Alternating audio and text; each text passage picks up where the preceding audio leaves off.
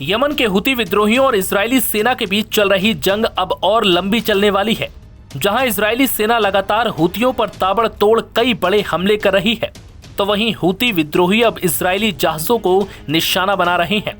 Media reports के मुताबिक Yemen के हुती विद्रोहियों ने बुधवार को उत्तरी लाल सागर में एक जहाज पर संयुक्त हमला करने का दावा किया और ये जहाज इजरायल का बताया जा रहा है। हुती सैन्य प्रवक्ता याहिया सरिया ने अपने बयान में कहा कि उनकी ड्रोन और मिसाइल यूनिट ने संयुक्त ऑपरेशन के तहत MSC ABY नामक जहाज को निशाना बनाया है। हुती संगठन का आरोप है कि ये जहाज इजरायल से जुड़ा था और वेस्ट बैंक के बंदरगाहों में एंट्री पर लगाए गए प्रतिबंध का उल्लंघन कर रहा था। प्रवक्ता के मुताबिक इस हमले में 2 ड्रोन और एक क्रूज मिसाइल का इस्तेमाल किया गया। उन्होंने दावा किया कि जहाज को सीधे तौर पर निशाना बनाया गया और हमला पूरी तरह से सफल रहा। हालांकि अब तक अंतर्राष्ट्रीय समुद्री एजेंसियों या स्वतंत्र स्रोतों ने इस हमले की पुष्टि नहीं की है।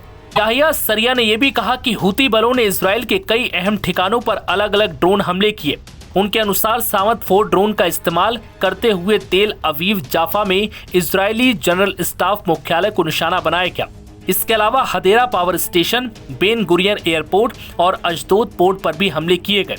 हुती प्रवक्ता ने दावा किया कि ईश्वर की कृपा से सभी लक्ष्यों पर हम सफल रहे। बता दें कि यह हमला ऐसे समय में हुआ है जब बीते हफ्ते इजरायल ने यमन की राजधानी सना पर बड़ी एयर स्ट्राइक की थी। इस हमले में हुती प्रशासन के प्रधानमंत्री समेत कई सीनियर मंत्री मारे गए थे। ये पहली बार था जब इजरायल ने हुती सरकार के शीर्ष नेताओं को निशाना बनाया। इसके बाद से हुती विद्रोही लगातार बदले की कार्रवाई कर रहे हैं। 31 अगस्त को हुती लड़ाकों ने सऊदी अरब के यानबू बंदरगाह के पास इजरायली स्वामित्व वाले टैंकर स्कारलेट रे पर हमला किया था। इस हमले को भी हुतियों ने गाजा में फिलिस्तीनियों के समर्थन के नाम पर अंजाम देने का दावा किया था।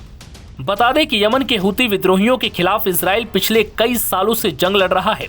हुतियों को लगातार सबक सिखाने और जड़ से मिटाने के लिए इजरायल अब तक कई बड़े हमले कर चुका है।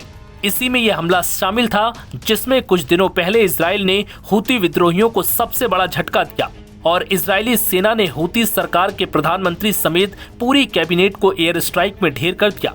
ये खबर हर किसी के लिए बड़ी हैरान करने वाली थी। हमले में मरने वालों में हुती के प्रधानमंत्री अहमद अल रहावी, रक्षा मंत्री Mohammed al Altafi, chief of staff Mohammed Abdul Karim al Ghamari और अन्य वरिष्ठ मंत्री शामिल थे। दरअसल हुती विद्रोहियों ने यमन से इजरायल पर 28 अगस्त को मिसाइल और ड्रोन दागे थे, जिसके बदले में जवाबी कार्रवाई करते हुए इजरायल की वायुसेना ने हुती विद्रोहियों के कंट्रोल वाले यमन के सना शहर पर एयर स्ट्राइक की। लेकिन अब हुतियों ने लाल सागर में इजरायल के जहाज पर हमले किए जाने का दावा किया है। नवभारत टाइम्स की रिपोर्ट।